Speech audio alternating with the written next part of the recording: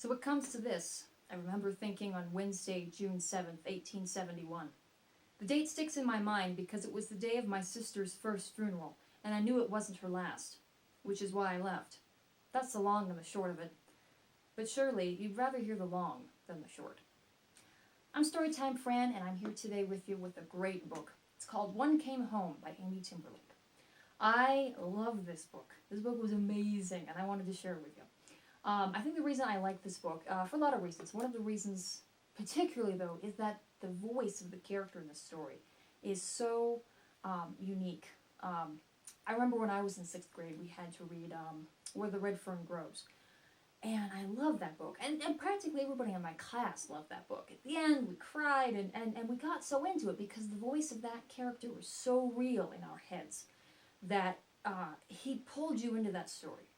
And this book reminds me a lot of that book, just in terms of the tone and the complexity of the characters, and that one character's really unique voice that you will hear in your head. You'll probably hear it in your head the rest of your life. So this book is about a girl named Georgie. She's 13. She's living in Wisconsin in the 1870s, 1871 specifically. She works in her grandfather's general store along with her sister, Agatha, who's 18.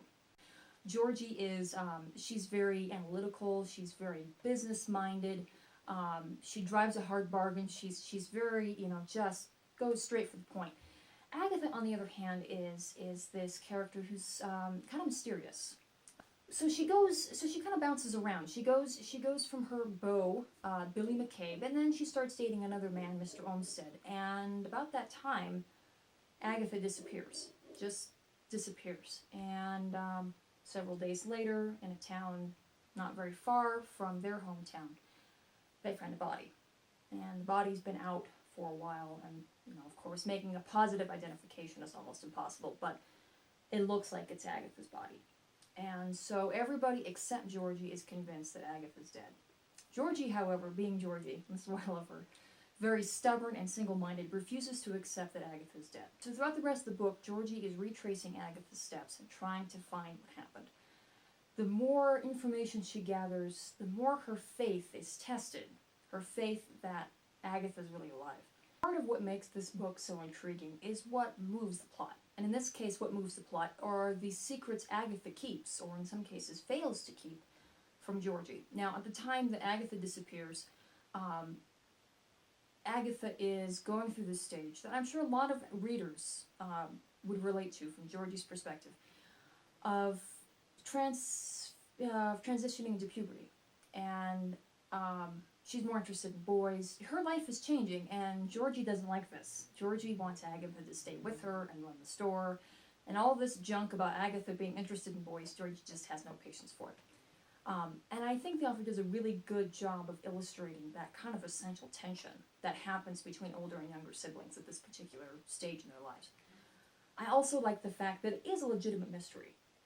Georgie has to piece together these different pieces of information, and in the process of that, she proves herself to be a very very able protagonist. She's intelligent, she's insightful, she's dogged, she's persistent, and that's one of the things I really look for in books written for children of these ages.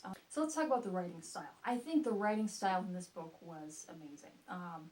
Amy Timberlake is a very talented writer, just the way that she would phrase things.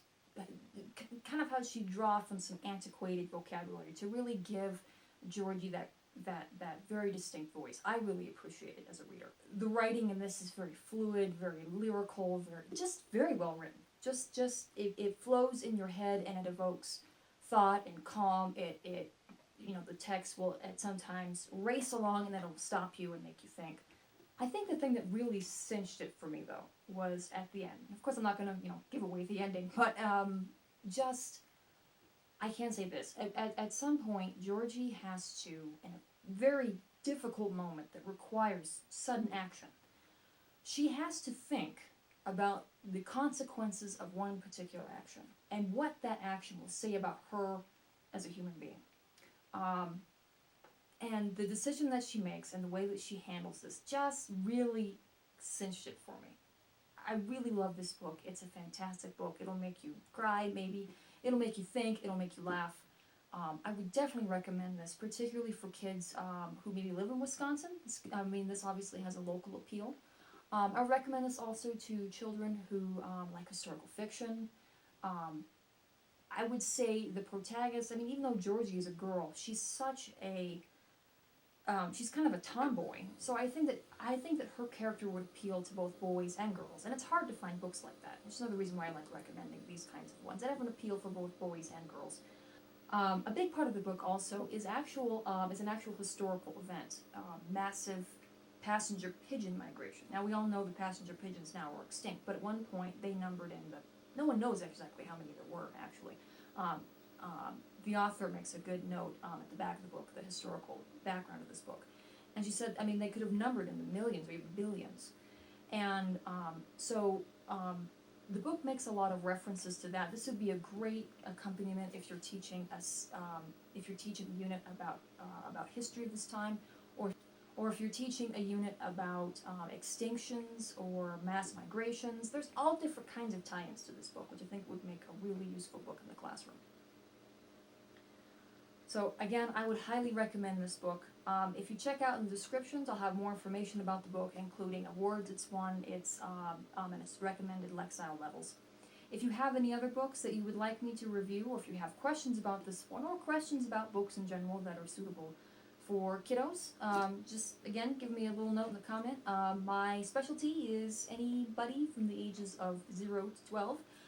So if you have anybody of that age range, you just I don't have a book, I don't know what to do, leave me a message, or you can also find me on Twitter, and you can also find me on Facebook. So track me down, give me a shout out, and I would love to help you. So until next time, we'll see ya on Storytime Fran.